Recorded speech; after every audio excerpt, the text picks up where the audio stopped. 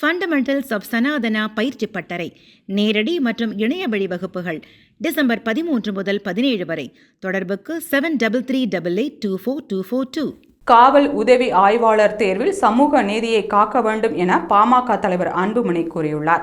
இது குறித்து அவர் தமிழ்நாடு காவல்துறையில் தேர்ந்தெடுக்கப்பட்ட 621 உதவி ஆய்வாளர்களின் பட்டியலை தமிழக அரசு இன்று வரை வெளியிடவில்லை எனவும், உதவி ஆய்வாளர்கள் தேர்வில் இடஒதுக்கீட்டை கடைபிடிப்பதில் நடந்த குளறுபடிகளை சரி செய்யும்படி சென்னை உயர்நீதிமன்றம் பிறப்பித்த உத்தரவையும் செயல்படுத்தப்படவில்லை எனவும் தெரிவித்துள்ளார்.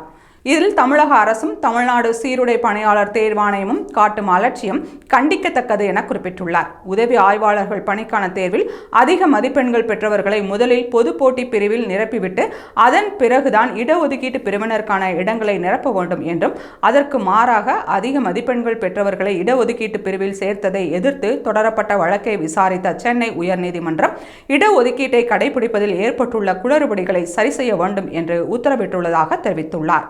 அதன்படி பழைய பட்டியலில் இருந்து 41 பேரை நீக்கிவிட்டு புதிதாக 41 பேர் சேர்க்கப்பட்டதாக தமிழ்நாடு சீருடை பணியாளர் தேர்வாணையம் அறிவித்ததாகவும், ஆனால் அவர்களின் இடஒதுக்கீட்டு பிரிவு, மதிப்பெண் உள்ளிட்ட மற்ற எந்த விவரங்களும் வெளியிடப்படவில்லை என்றும் கூறியுள்ளார். அதன்படி பழைய பட்டியலில் இருந்து 41 பேரை நீக்கிவிட்டு புதிதாக 41 பேர் சேர்க்கப்பட்டதாக தமிழ்நாடு சீருடை பணியாளர் தேர்வாணையம் அறிவித்ததாகவும், ஆனால் அவர்களின் இடஒதுக்கீட்டு பிரிவு, மதிப்பெண் உள்ளிட்ட மற்ற எந்த விவரங்களும் வெளியிடப்படவில்லை என்றும் கூறியுள்ளார்.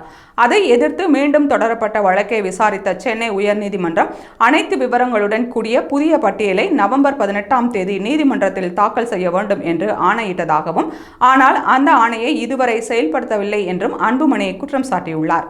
எனவே சமூக நீதியை பாதுகாக்கும் வகையில் காவல் உதவி ஆய்வாளர் பணிக்கு தேர்ந்தெடுக்கப்பட்டவர்களின் பட்டியலை உடனடியாக தயாரித்து நீதிமன்றத்தில் தாக்கல் செய்ய வேண்டும் என்று அன்புமணி வலியுறுத்தியுள்ளார்.